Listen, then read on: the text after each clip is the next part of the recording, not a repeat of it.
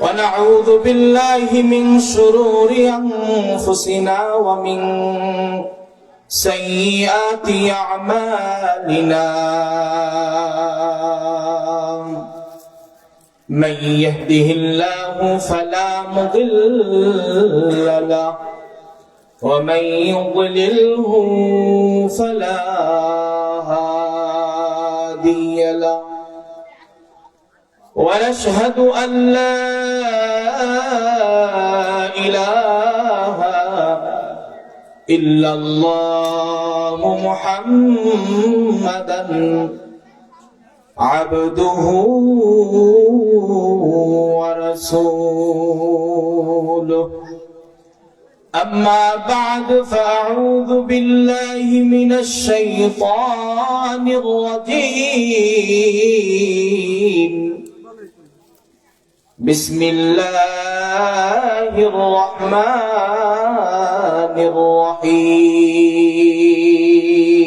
الرحيم شهر رمضان الذي أنزل فيه القرآن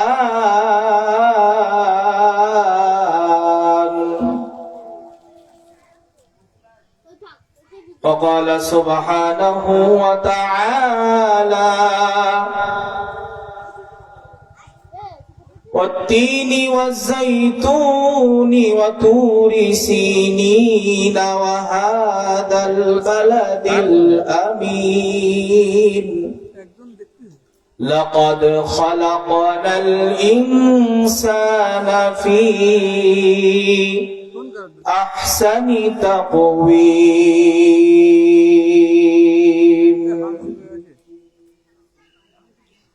إن الله وملائكته يصلون على النبي يا أيها الذين آمنوا صلوا عليه وسلموا تسليما সকলে মহব্বতের সাথে দুরূদ ইব্রাহিম পড়ি اللهم صل على محمد وعلى آل محمد كما صليت على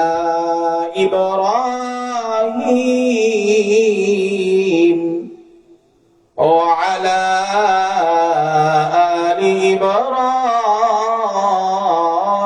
إبراهيم إنك حميد مجيد اللهم بارك على محمد وعلى آل محمد كما باركت على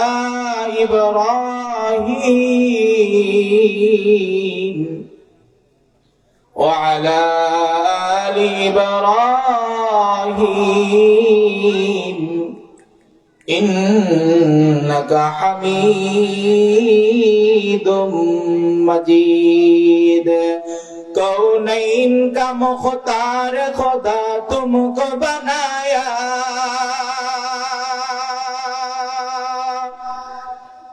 कौनैन का मुख्तार खुदा तुमको बनाया उम्मत की निगाहबान खुदा तुमको बनाया उम्मत की निगाहबान खुदा तुमको बनाया रुखसार से बरक़ा का सारा पर्दा उठा दो रुखसार से बरक़ा का सारा पर्दा उठा दो लिल्लाही मुझे हुस्न खुदा दादे दिखा दो लिल्लाही मुझे हुस्न खुदा दादे दिखा दो अल्हम्दुलिल्लाह महान रब्बे करीमेर दरबारे হাজারো লাখ কোটি প্রশংসা ও শুকরিয়া যিনি আমাদেরকে আজকে এই মহতি জলসায় হাতিরাবাদ তাবলীগুল কোরআন কওমি মাদ্রাসা এতিমখানার উদ্যোগে পঞ্চম বার্ষিক ওয়াজ মাহফিলে আল্লাহ তাআলা আমাদেরকে ময়দানে এসে সৌভাগ্যবান মানুষ হয়ে জান্নাতি মানুষ হয়ে জান্নাতের বাগানে বসবার তৌফিক দান করেছে। এজন্য আমরা সকলে দিল থেকে শুকরিয়া দান আদায় করি, জবান খুলে সকলে এক বাক্যে করি আলহামদুলিল্লাহ। রাসূলের ঘোষণা অনুযায়ী যেখানে কোরআন এবং হাদিসের কথা হয়, আল্লাহ এবং তার রাসূলের আলোচনা হয়, ওই জায়গাটা তৎক্ষণাৎ রিয়াদুল জান্নাহ, জান্নাতের বাগান হয়ে যায়। ওই বাগানে যারা বসে শুরু থেকে শেষ পর্যন্ত, যখন তারা উঠে যায় তখন ঘোষণাকারী এক ফেরেশতা এসে বলে, কুমু মাগফুরাল লাকুম, তোমরা উঠে যাও, আল্লাহ তাআলা এই মজলিসে বসার কারণে তোমাদের জীবনের সব গুনাহ মাফ করে দিয়েছে। আপনাদের কাছে একটি প্রশ্ন, জান্নাতের বাগানে কি জাহান্নামীরা বসতে পারে? জান্নাতের বাগানে কারা বসে? যারা বসতে পারে না এখনো, তারা কোন জায়গায় আছে? না জাহান্নামে না, দুনিয়াতেই আছে, কিন্তু জান্নাতের বাগানে বসতে পারে না। যদি তারা কিছু সময়ের জন্য হলেও জান্নাতি হতে চায়, তাদের উচিত এই মজলিসে এসে বসে যাওয়া, ঠিক কিনা? দোস্ত আমার, আল্লাহ পাক রব্বুল আলামিন এই মানুষদেরকে বড় আদর করে, মায়া করে, ভালো করে, সুন্দর করে, উত্তম করে বানাইছেন, ঠিক কিনা বলেন? এই কথাটা আল্লাহ পাক রব্বুল আলামিন এই কথার গুরুত্ব বুঝাইতে যে সূরা ৩, এই সূরা ৩-এর মধ্যে ৪টি জিনিসের কসম খেয়েছে। কয়টা জিনিসের কসম কখন করে? যখন কথাটাকে সত্য প্রমাণ করতে চায়, তখনই কি করে মানুষ? কসম করে। আল্লাহ পাক রব্বুল আলামিন মানুষদেরকে দুনিয়ার জমিনের মধ্যে সবথেকে উৎকৃষ্ট করে, সুন্দর করে, সাইজ মতো বানাইছেন। এই কথাটাকে আল্লাহ তাআলা বুঝাইতে যে ৪ জায়গায় আল্লাহ পাক কসম করেছেন। আল্লাহ পাক বলেন, তিনের কসম, যাইতুন, যাইতুনের কসম, তুরি সিনিনা, তুর পর্বতের কসম, ওয়া হাদাল বালাদিল আমিন, পবিত্র শহরের কসম, লাকাদ খালাকনাল ইনসানা ফি আহসানি তাকওয়িম, অবশ্যই আমি আল্লাহ রব্বুল আলামিন দুনিয়ার জমিনের মধ্যে মানুষদেরকে উত্তম আকৃতি দিয়া বানাইছি। শুধু এতটুকু না, এর থেকেও বেশি কিছু দিয়া আল্লাহ পাক রব্বুল আলামিন মানুষদেরকে বানাইছে। এর থেকে আরো অনেক কিছু। দুনিয়ার সমস্ত চিজ আসবাব, ফেরেশতা, আসমান জমিন, পাহাড় পর্বত, নদী নালা, পশু পাখি, মানুষ বাদে যত প্রাণী আছে, আল্লাহ পাক তাদেরকে বানাইছেন একভাবে, আর এই বনি আদম মানুষদেরকে আল্লাহ পাক বানাইছেন আরেক ভাবে। আমরা যাই কোরআনের ভিতরে আল্লাহ তাআলাকে প্রশ্ন করি, আয় আল্লাহ, তুমি আসমান বানাইছো কি দিয়া? আল্লাহ পাক রব্বুল আলামিন উত্তর দিবেন কোন দিয়া? ইন্নামা আমরুহু ইদা আরাদা শাইআন আইয়াকুলা লাহু কুন ফায়াকুন। আল্লাহ পাক রব্বুল আলামিন বলে, আমি যখন যে জিনিস বানাইতে চাইছি শুধু বলছি কোন, সঙ্গে সঙ্গে হয়ে গেছে। ঈশার আজান ৭:৮৫ হবে, ৮টায় জামাত হবে মসজিদে। ঈশার আজান ৭:৮৫ হবে, ৮টায় জামাত হবে মসজিদে, এবং পরপর মাদ্রাসার মাঠে জামাত হবে ইনশাআল্লাহ। আল্লাহ পাক রব্বুল আলামিন বলেন, আমি কোন দিয়ে বানাইছি?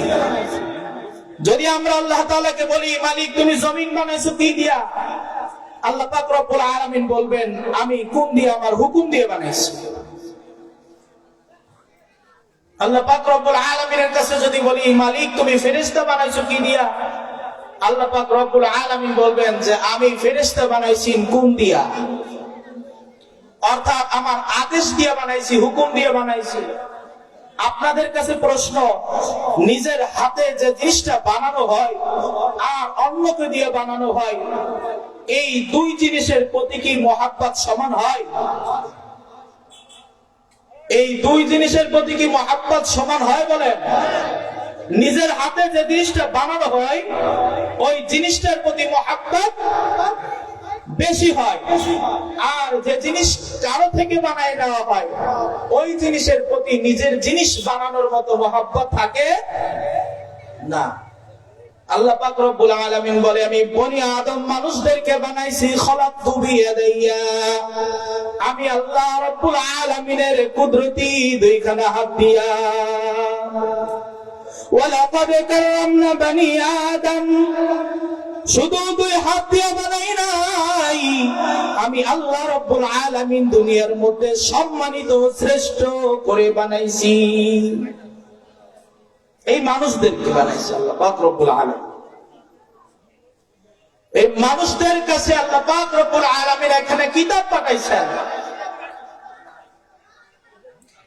যে কিতাবটা যে ধরে সে মানুষ হয়ে যায়,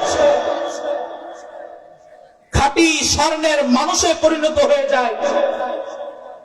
এই মানুষদেরকে আল্লাহ পাক কত ভালোবাসে যে এমন একখানা দামি কিতাব তাদেরকে দিয়েছেন, যে কিতাব যে ব্যক্তি গ্রহণ করে ওই ব্যক্তি দুনিয়ার মধ্যে শ্রেষ্ঠ মানুষ হয়ে যায়।